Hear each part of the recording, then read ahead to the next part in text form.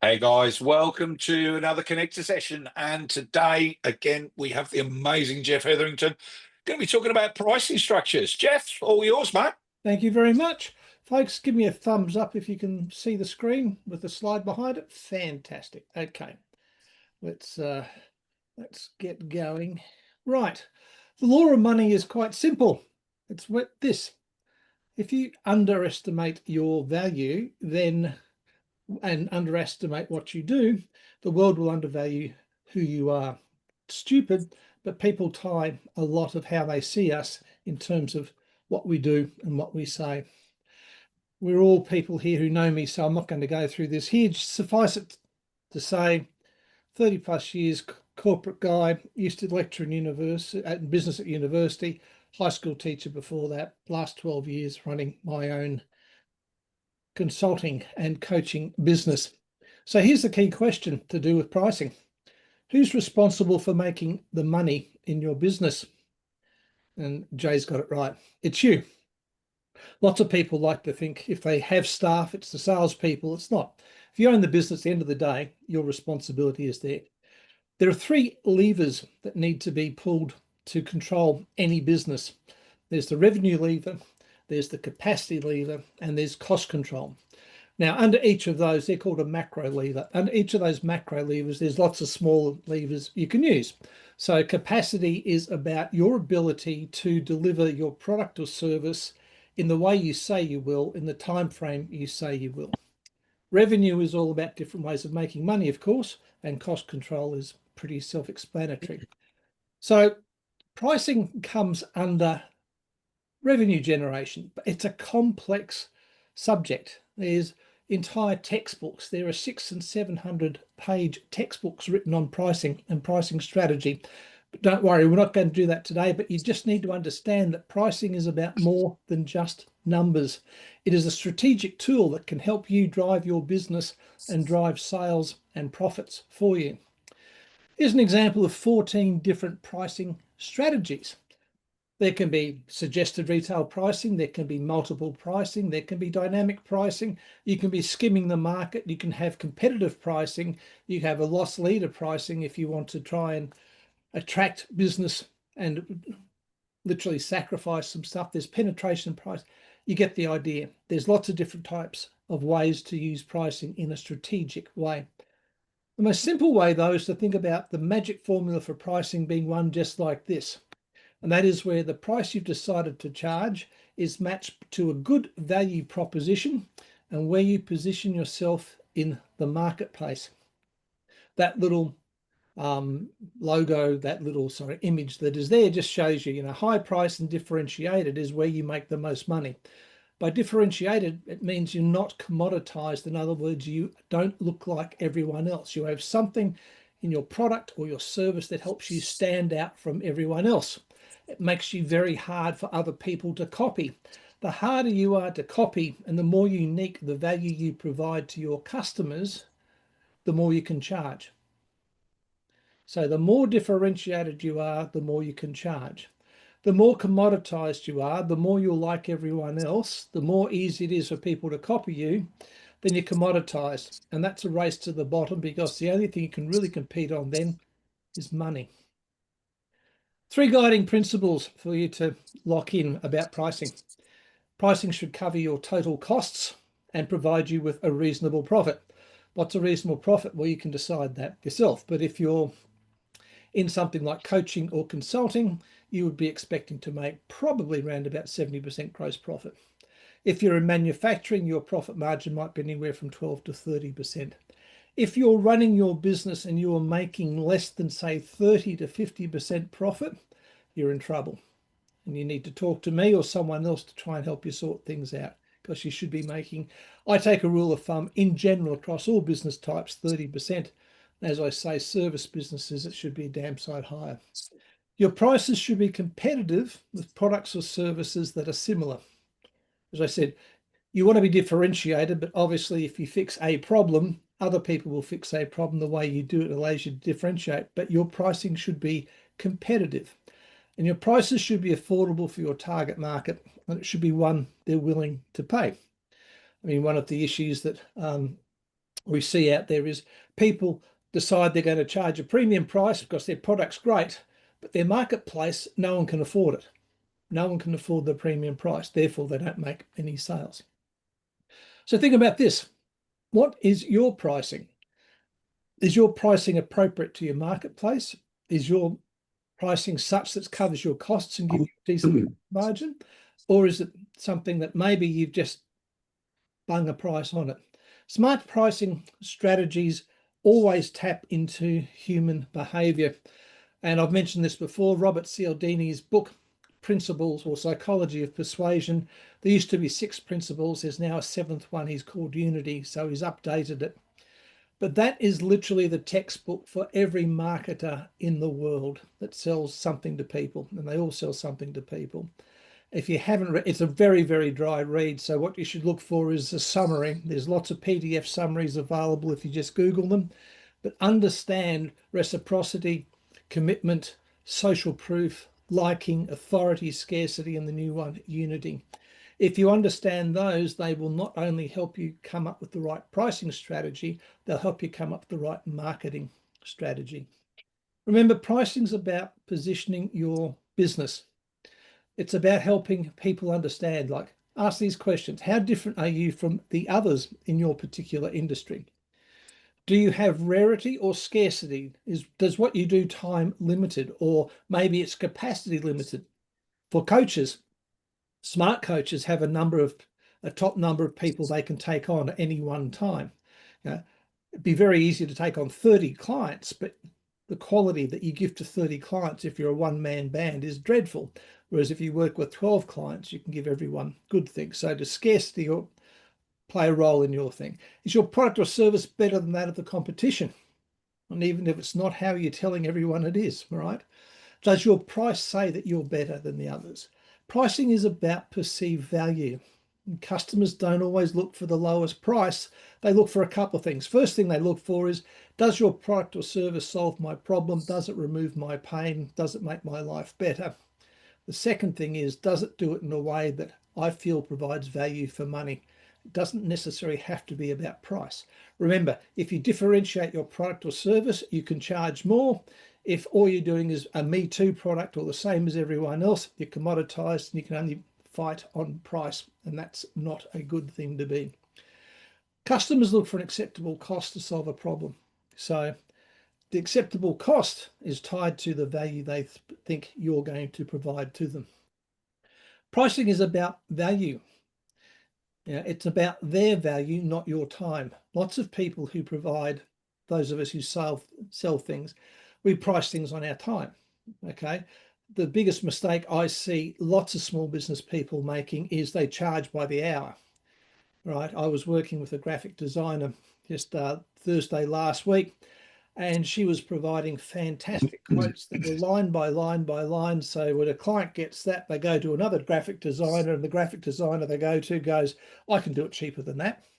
Rather than taking everything they do and packaging it up into one single price, makes it very, very hard for people to price comparison, but it also tells a story about your value. So the value is based on how people perceive the results you provide. What's it worth to them? So is your product or service, what do you bring to the table? How valuable is it? And how do you quantify the value to it? I can say I'm the world's greatest business coach, but how do I prove that? And by the way, I'm not the world's greatest business coach. I'm pretty good at it though. But how do I quantify, or how do you quantify the value that you provide? In other words, what's your value proposition, right? Everyone, we all provide it, we all have it. Someone, only a few can do what we do. No one, only we have. That's the area you want to try and be. It's called Blue Ocean strategy, is to try and be so different from other people you can charge a premium price because pretty much there's no one else with you. Pink Ocean is some people are similar enough to you that people could do a direct comparison, and red is commoditized and you don't want to be playing there. The other thing about it though is you need to know your numbers, and you need to be able to set at least the basic budget in order to set your prices. So what does this mean? Say I've got 3 products and I want to turn over $100,000 a year. but one of those products brings me in 60% of my sales. So that product, then I would budget for 60 grand a year. Product number 2 brings me in 30%, so I'd budget that for 30 grand. And the final product, which is only 10 grand, obviously I budget that for 10 grand, and I try and increase all of them. But you need some basic idea of how much money you want to make in a year before you can start putting prices on your products or services. The more products and services you have, the harder it is to budget. Personally, I've got 47 different products and services I can provide to people, but I only ever budget based around 5 or 6. The other ones I call gravy. If someone in corporate asks me to help them with change management, I've got a program for that, but it's not in my budget. So think about that. How much money, revenue do you want to make in a year? And therefore, how many products do you need to sell at what price to get there? Very, very important. Your close rate isn't just a sales metric, how many close you sell, it's a pricing diagnostic. Most businesses are leaving cash on the table by ignoring it. Now I'm about to put up the close rates from a guy called Hormozy. Hormozy's just done a huge book launch the last couple of days. Massive. He sold 2.8 million copies of his book in a 6-hour period on the launch. It was a real sales masterclass. It's fantastic, and Hormozy's stuff's great. But I don't necessarily agree with everything he's got here, but at least you should think about this close rate guide from him. If you're closing 80% of your sales, you're underpriced 3 or 4 times. So you should double, triple, or quadruple your prices. If you're closing 60 to 80%, you need to double or triple your prices. If you're closing 50 to 60%, you're 1.5 or 2 times too cheap. 40 to 50%, you're probably underpriced by maybe 1.25 times. 30 to 40%, you're probably pretty right. That's where you should stay. Below 30%, you're probably either not very good at selling or your value proposition isn't up there. Bottom line is, it's really easy to sell lots of things if you sell them cheap. But if you sell them cheap, the chances are you're going to be working harder with too many people. You're not going to cover your costs, or you're not going to generate sufficient profit and revenue for you to live a good lifestyle, or at least provide a good lifestyle for the people that matter most to you. So he's quite right. An 80% plus close rate means either the world's greatest salesman, or more than likely, you're selling stuff way too cheap. You're right. If you're closing with 3 or 4 people out of every 10, your pricing's probably pretty right. But again, think about this. Ouch. According to Hormozy, if you're closing out of 10 prospects, you're not charging enough, period. And I've seen this happen too many times with companies where they literally gut their pricing. They cut their pricing in order to try and get more bums on seats. But the knock-on effects of that often have a negative effect on their capacity to deliver and their ability to pay for their costs. Right? If you're a commodity, your prices are going to be more sensitive. So if you're out there selling Coca-Cola or something like that, your prices are going to be sensitive. No one's going to buy Coca-Cola from you in the corner shop if you're 10 times more expensive than the other corner shop nearby. But you're not commoditized, but you are differentiated, then you want to look at your pricing and figure out you should be closing, I would say, 5 out of every 10 people. Your pricing's pretty good. If you're closing more than that, you're probably too cheap. The correct price. This is the one where you hear no more often than you say yes, but you actually make more money. Think about that. The equation is your pricing should cover your costs and give you a fair and reasonable profit. You need to decide what a fair and reasonable profit is for yourself. But if you're selling too cheap, you may barely cover costs and have very little left over as a fair and reasonable profit. So yes, you should hear the word no more often than the word yes itself. Here's some types of pricing. Value-based pricing is pretty much like it says. You set your prices according to what the consumers think your product is worth. For most of us, that means figuring out what we think the value is that we provide to them by the pain we remove. Competitive pricing is literally if you're finding yourself sliding into the world of commodities and you're setting your pricing in line with what everyone else is charging. All right. It's okay to get into a market to charge like that, but quickly you want to differentiate and move your prices up. But it often leads to a race to the bottom, and it doesn't leave a lot of room for growth. You can do price skimming. This is where you set prices that the market will bear, and then you drop them over time. So you get the absolute cream for the first 3 months, 12 months of a product, and then you drop the price gradually over time to make sure you extract everything from the market as you can by skimming the price. It's dangerous because if you bring people in at a high price and they find out 12 weeks later someone's getting it for 60% off, they're not going to feel happy about buying it. So you have to be careful. Cost plus pricing is the one that you primarily use in commodity places like supermarkets. It costs me 80 cents. I'll sell it for $1.20, that type of thing. But you set your price based on your cost plus some form of percentage you decide. Again, it works best for tangible products.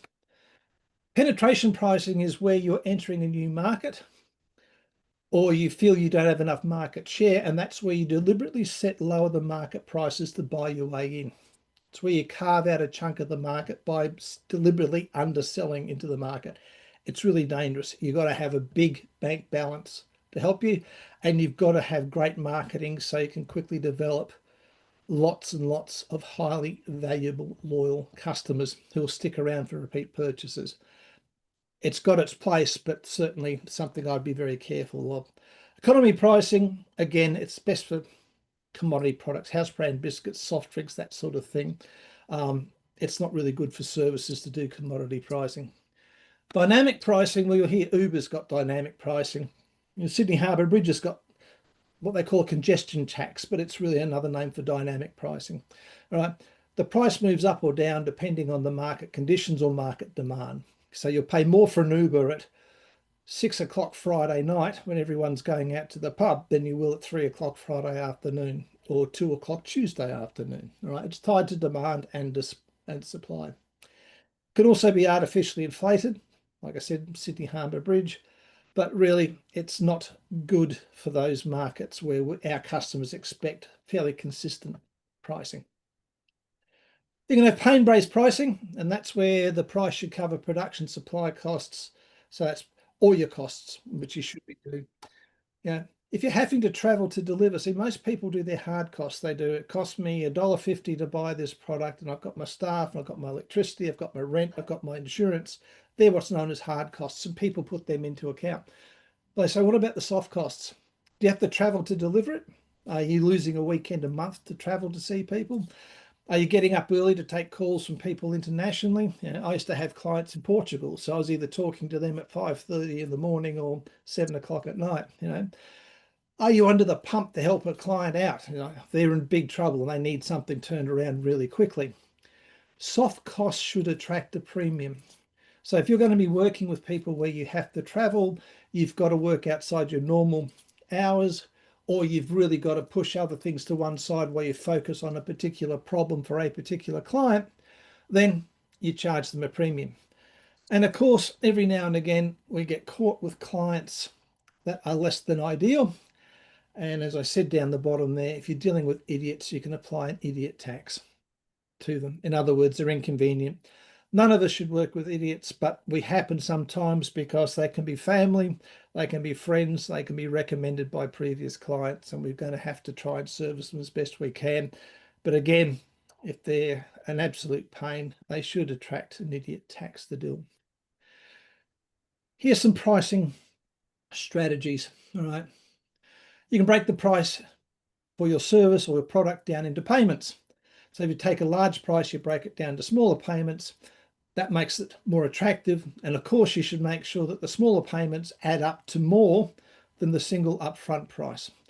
So if it was $10,000 a year to do something and people wanted to pay for it over 12 months, then it should end up costing them probably $1,200 a month instead of $1,000 a month. Easy maths there. Okay. You should price for prestige and ego, especially with social media and influencers these days. People have a need to be seen with the latest thing, whether it's the tiny little handbag which retails for $4,000, or whether it's the latest Ford Raptor because it looks like the big American trucks. People like to be seen with, owning, using, or working with the latest, coolest, hottest person, product, program, or service. You can charge more if you are able to get part of the zeitgeist. If you're able to do something that the influencers are talking about or provide a service that's hot at the moment, you can price higher for it as well. You can play around with suggested quantities. For example, if an item's written up as 3 for $12.99, or you can say buy one, get one free, or second item, half price. You see it all the time. There's a hamburger one up there. It's no particular hamburger chain. It's just a mock-up, but guess what? 2 for 1, buy one, get one free, all right? You can reduce pricing as well. You can give a discount. If someone pays 12 months up front, it costs them less than if they're paying by month, right? Or 6 months or whatever. So you can charge premiums on monthly payments and reduce costs for large ones up front. If your cash flow is tight, you want to get more people on at the higher level than the lower level. So it often works to attract a single payment rather than multiples. You can use bundles with perceived value. People like to think there is more value in bundles, and supermarkets have caught onto this. For the last 5 years, you haven't been able to move in Coles or Woolworths without seeing, 3 for the price of 2, or buy these at this price, but the individual price is more than the 2 together. People like bundles, right? These multi-buys at Coles, they force people to buy more than they need. It turns over their units, etc., right? So what can you bundle with your product or service to create a bundle for people? This is a mob called Perfect Keto, which have just gone into the keto diet type thing with supplements. But you can see there they've got predetermined bundles there. They're pre-built. So they make it easier. You can go there. And of course, those bundles cost less than buying each of the things individually. Of course, you can do bargains. You can show the price slash. And this is really important from a marketing and visual point of view, is if you're reducing a price, then show people the price. The old price, new price thing is important. A price in red with a big yellow cross through it. You need to tell people it's about it, but don't over depend on it, or you'll start creating buyer fatigue. I don't know about you, but I've turned off from Harvey Norman years ago because his stuff's all the same. Interest free. The period of time it's interest free might change, but that's all he talks about, this stuff being interest free. And quite frankly, I'm tired of it. So you need to be careful. We all know there's retailers, especially in kitchenware, they're always on sale, or they're always closing down, or they're always renovating, but they're always on sale. So it loses its effect. You can do packages, good, better, or best, gold, silver, bronze, etc. Now, the problem with this particular thing here, and Jay will know this, is that's exactly the wrong way to use a thing called price anchoring with people. The first price people see for your service is the price they think it's worth. So most people will look at that and go, oh, bronze, 14 bucks. So whatever they're providing is worth about 14 bucks, which makes it very hard to sell things at 36 bucks. Smart marketers and business owners swap the gold and the bronze position around. So the first price people see is the gold price. Then they see silver as normal. Then they see, last of all, the bronze price, which is the cheapest price. Research has proven that if you lead with your high price, with your gold price first, you can sell up to 15 times more than if you do it traditionally like that. So what happens is you sell 10 to 15 times more of your highest price product. Your silver stays about the same, and your bronze probably reduces because you don't sell as much. I'd rather sell more gold than silver, just quietly. Market rates, you want to be better than the market average in terms of your sales, your presentation, and your marketing, all right? If you can charge higher than the median price in the market, but ensure your value proposition supports it, you're telling people a great story. Your pricing still has to be in the ballpark unless you can really make the shift to blue ocean. So in other words, unless you've got a product that's almost impossible for anyone else to provide or to reverse engineer, you're not in true blue ocean. And it's very hard to charge a standalone price, but you want to move towards that as much as you can. Here's an example of price anchoring I was just talking about. You can see the difference here. And most people will probably look at the 47 because they've highlighted it. So this is almost perfect.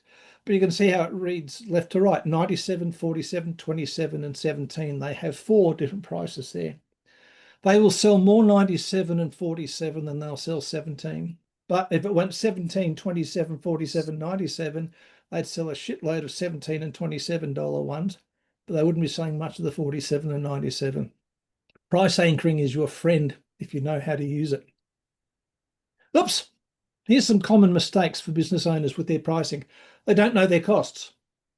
If you don't know your costs and you just put a price on something, the chances are you're not charging enough and you're going to lose money. The other mistake is people compete on price alone. I keep saying you must have a strong value proposition. You've got to give people a reason to choose you from anyone else beyond just price.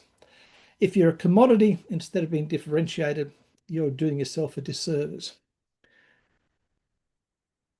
From your side, you need to consider a thing called opportunity costs. All right. And no one's really caught on to the image. That's a shame. All right.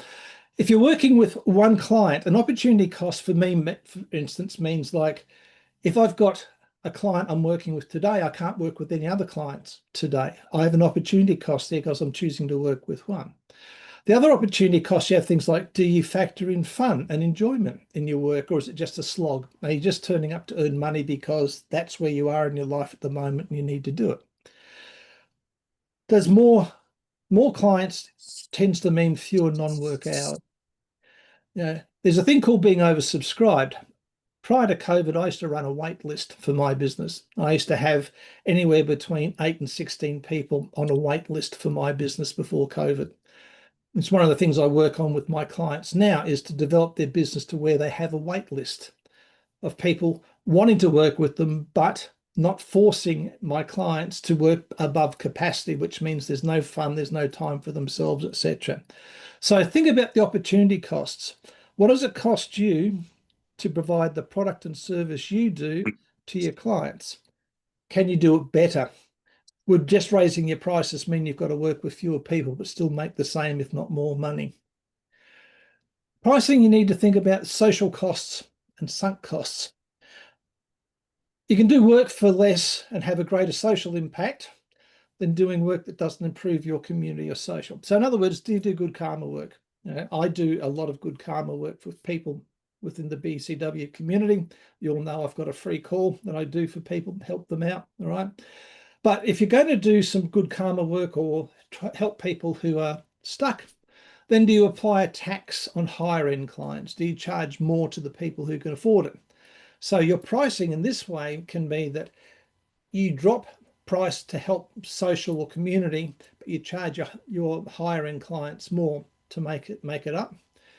The other thing is, do you charge your qualification costs as part of your pricing? Say you've just gone and done, I don't know, you've got an MBA. You've gone and done an MBA, or you've done a course and the course cost you $4,000. Do you amortize that course by building that into your pricing? So you create that as a cost over 12 months. Think about that. Pricing needs to be more than just, it cost me $10 to do this and I'm charging 20, so I've made $10. Whoopee. You can think about more and make it work for you. Understand this above all else with pricing. You're not a supermarket. Supermarkets by law have to sell the things on the shelf for the price that's on this ticket in front of them. That's law. We're not a supermarket. I don't think anyone in this group is a supermarket or works in that type of retail environment. So that means we don't have to sell things for the same price. It means that we can literally have 6 different prices. We can sell prices based on individual clients and what they can afford. Maybe we're happy to drop our prices to help some people out. Maybe we're happy to apply an idiot tax to someone who's really irritating us. Think about it that way, but you're not a supermarket. I'm actually not a huge fan of publishing prices unless the price you're publishing is part of a package rather than an individual component. Look, from the consumer side, they look at things like convenient. How easy is it for me to get the outcome I want by working with you? What's the risk to me financially and time-wise and maybe emotionally if I work with you? And How foolish will I look if I work with you and nothing happens, or I come a cropper and I don't get the result I want? Will my ego be bruised? So convenience is really important. Imagine there's two hairdressers, both fantastic. They're really good. They charge the same, but one's around the corner and one's 40 minutes drive away. So in a customer's mind, they're not the same, even though they charge the same price, because one involves the inconvenience of driving 40 minutes to them. All right. If two personal trainers charge the same, but one guarantees their result and the other doesn't, the first one is lowering the risk to the client. The second one isn't. So guess which one's going to get more business? The one who guarantees results. If the supplier is cool, we talked before about influences and things like that. So from an ego point of view, if the supplier is cool, does that enable you to justify a higher price because your clients then want to keep up with the Joneses? Here's some questions to think about, to ask yourself. What amount of money back or value will a client receive because of your program or your product or your service? All right. What benefits will your clients accrue by working with you? If you're someone who's working with someone to make more money in their business, then what amount of money will they lose by choosing not to work with you? Ask some questions like that. The plan? Well, here's the plan. Step one, determine your business goals. Yes, you have to do that. Whether it's improving your profitability, increasing your conversions, reaching a new segment, getting a larger market share, filling your capacity, or attracting new customers, what is your business goal? And do that for 12 months and break it down into quarterly targets, things like that. Conduct a thorough market pricing analysis. If you're in an industry where there are other people playing like you, then what are people charging? And then what value are they talking about? So if someone's charging half what you charge, but the value proposition is crap, then that's okay, but understand what's in the marketplace. I have people say to me, I'm expensive. I'll say, compared to what? They'll say, well, there's a business coach down the road, he charges $60 an hour. And I go, well, if you want the results of $60 an hour, feel free, but I'm not $60 an hour. You need to understand where you fit in the marketplace, but you need to understand who your competitors are and what they're charging. So Tesla, for instance, they compete on quality, ego, prestige, and service, just like Mercedes-Benz and Audi do to an extent. That's certainly not where Kia started. Very different. Analyze your target audience. Why, what, and how will customers want to use your product or service? What real value or perceived value will you bring to them? What's the issue that you're helping them face or the pain you're helping them to remove? What does my customer gain by working with me instead of someone else? You've really got to make sure your pricing and your promotional campaigns align with why your customer would want to buy your product. In other words, what's the outcome they want? You've got to talk to that. If you create too many low-cost promotions and too many giveaways, you confuse your customers, and quite frankly, you shrink your profit margins. So here's some customer math, whether you know it or not. Do you know how much it costs you to get a new customer?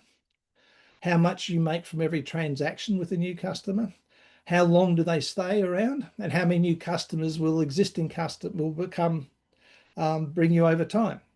It's like here in Be Connected World, we keep saying to people, please invite other people if you like what we do, because groups like this, business platforms, grow by having more people join them. You should understand a thing called ATV, an average transaction value, and that's simply your sales divided by the number of transactions. So I would think if I'm doing $100,000 with a customer and they've done 40 transactions with me, their average transaction value is 100 divided by 40, 2.5. All right. Lifespan, how long will a customer stay with me? My customers stay with me anywhere from 12 months to 60 months. So my average customer lifetime value can be 60 months. And then what does that work out as? My customer lifetime value, well, that's their average transaction value by the number of transactions that happen over the period of time they're with me. The key thing for you to understand is average transaction value. How much is every customer worth to you every time they buy from you? That's the key one. Look at your competitive landscape, understand your pricing models, the price points of your competitors, and look at at least three direct competitors, right? And then pull their business apart. What's their pricing structure? What's their promotional structure? Are they bundling? Are they offering other solutions? Are they doing cheap giveaways? Are they doing like Crazy John did? You may not remember him. He was a mobile phone retailer, right? And you went to him and you signed up with him in the Telstra network, same as everyone else, but you got $500 worth of accessories, all of which cost him about $2.50 from China. But you got the headpiece and you got the cases. So that's what he did. He did a bundling thing where really what he was selling things for was the same price, but he added all this extra value on top. Are they using value-based pricing like you? And are there any substitutes in the marketplace for your product or service? Can someone replace you easily? Step 5 is create a pricing strategy and an execution plan. There are 10 strategies here I want you to think. Penetration pricing I mentioned, which is where you go in with a low price to break into a market. Economy pricing with everyday low price, the focus on low cost. Again, I don't recommend that one. Premium pricing, high price for high value and a very differentiated product. Price skimming, where you go in at high and over time you let your pricing drop down, so you're extracting maximum value all the way through. Promotional pricing, where you run a promotional calendar, where you have a set number of promotions you're going to run over, say, 12 months. You don't run them every week because people get tired of them, but you run them. You decide when you're going to run them in order to drive a sales spike. Psychological pricing.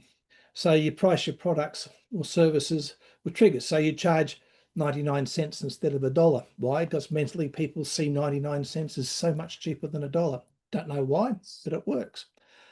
You can do different versions of things, all right? You can do sandwich pricing, where you do the high, medium, low, depending upon what you put together to try and drive people to the medium price.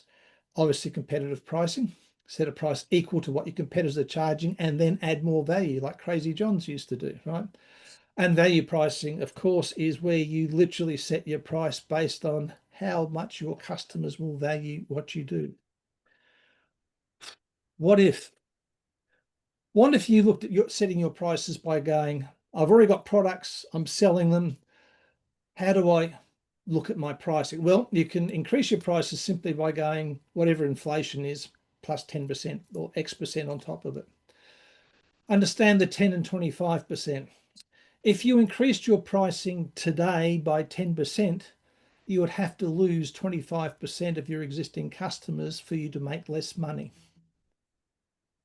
Think about that. If you raised your prices today by 10%, you'd have to lose 25% of your customers for you to make less money. No one's going to lose 25% of their customers with a 10% price increase. So there's money being left on the table. You can make things exclusive or limit the availability. It's only available to the next 6 people, etc. You can add more values, levels of values, or things, and then increase prices. And you should always promptly pass on cost increases. There's a little restaurant down the road from me where I meet once a month with some friends. They have a little mastermind going on there.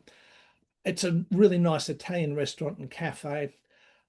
It's taken us 2 years to convince her to raise her prices. She raised her prices by, on average, 18%. And I said to her the other day, I said, so how many customers have you lost? How many complaints have you had? 0. So then I scared her. I said, you know what you're going to do in 6 months' time, don't you? You're going to raise your prices again. But people are scared about raising prices because they're scared people will leave. The people who leave are so price sensitive are probably not your best clients anyway. But the chances are raising your prices, you're not going to lose anything from it. Remember, you shouldn't just price based on covering your costs.